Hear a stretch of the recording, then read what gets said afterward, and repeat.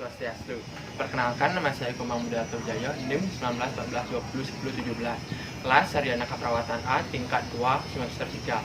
Di sini saya akan menjelaskan hubungan komunikasi terapeutik antara perawat dan pasien. Yang pertama saya akan menjelaskan yaitu definisi dan pengertian komunikasi terapeutik, fungsi komunikasi terapeutik, tujuan komunikasi terapeutik, karakteristik komunikasi terapeutik, prinsip-prinsip komunikasi terapeutik, teknik komunikasi. Apa itu hubungan atau komunikasi terapeutik?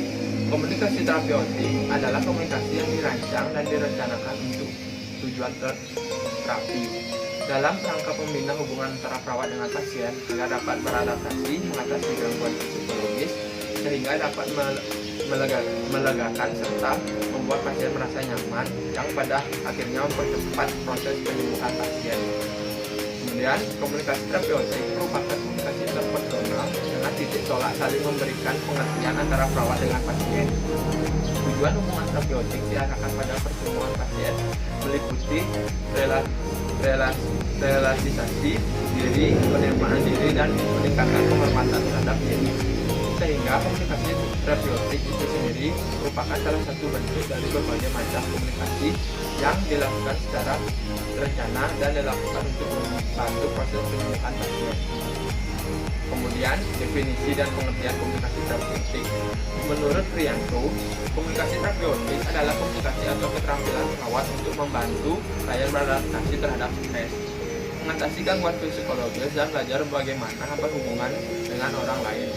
Kemudian, menurut Suryani, komunikasi terapeutik adalah komunikasi yang dilakukan atau dirancang untuk tujuan terapi. Seorang penolong atau perawat dapat membantu klien mengatasi masalah yang dihadapinya melalui komunikasi terapeutik. Yang pertama itu meningkatkan tingkat kemandirian klien melalui proses relaksasi diri, penerimaan diri, dan rasa hormat terhadap diri sendiri. Yang kedua, identitas diri yang jelas dan rasa integritas yang tinggi. Kemudian yang ketiga, kemampuan untuk membina hubungan interpersonal yang intim dan saling tergantung dan mencintai.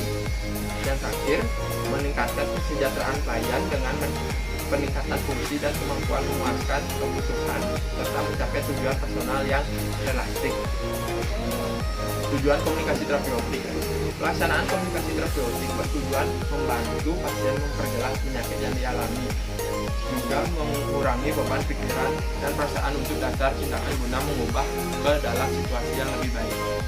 Komunikasi terapeutik diharapkan dapat mengurangi keraguan serta membantu dilakukannya tindakan efektif, mempererat interaksi kedua pihak, yakni antara pasien dan perawat secara profesional dan proporsional dalam rangka membantu penyelesaian karakteristik komunikasi terapeutik.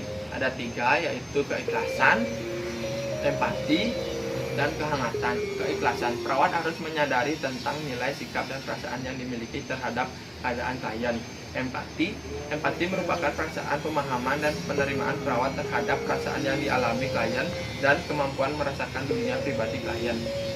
Kehangatan, dengan kehangatan perawat akan mendorong klien untuk mengekspresikan ide-ide dan menuangkannya dalam bentuk perbuatan tanpa rasa takut dimaki atau dikonfrontasi. Komunikasi terapeutik, yaitu hubungan perawat dengan klien adalah hubungan terapeutik yang saling menguntungkan. Hubungan ini didasarkan pada prinsip community of nurse and client. Kualitas hubungan perawat klien ditentukan oleh bagaimana perawat mendefinisikan dirinya sebagai manusia. Hubungan perawat dengan klien tidak hanya sekedar hubungan seorang penolong dengan kliennya, tetapi lebih dari itu, yaitu hubungan antara manusia yang bermartabat. Kemudian, perawat harus menghargai keunikan klien, tetapi individu mempunyai karakter yang berbeda-beda. Karena itu, perawat perlu memahami perasaan dan perilaku klien dengan melihat perbedaan latar belakang keluarga, budaya, dan keunikan setiap individu. Kemudian ada teknik komunikasi terapeutik, yaitu ada mendengarkan penuh perhatian, menunjukkan penerimaan, menanyakan pertanyaan yang berkaitan, mengulang ucapan klien dengan kata-kata sendiri, mengklarifikasi, dan memfokuskan. Terakhir ada tahap komunikasi terapeutik. Yang pertama ada fase prainteraksi. Prainteraksi dimulai sebelum kontrak pertama dengan klien. Tahap ini merupakan tahap persiapan perawat sebelum bertemu dan berkomunikasi dengan pasien. Perawat perlu mengevaluasi diri tentang kemampuan yang dimiliki, menganalisa kekuatan dan kelemahan diri.